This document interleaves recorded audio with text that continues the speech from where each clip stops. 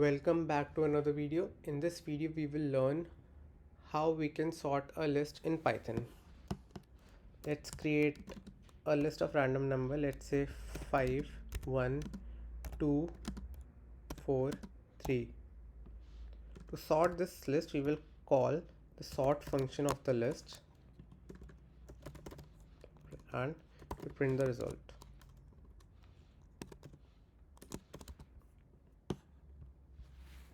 As you can see, our list has been sorted in increasing order 1 2 3 4 5. And to sort the list in reverse order, that is descending order, we will pass reverse is equal to true value.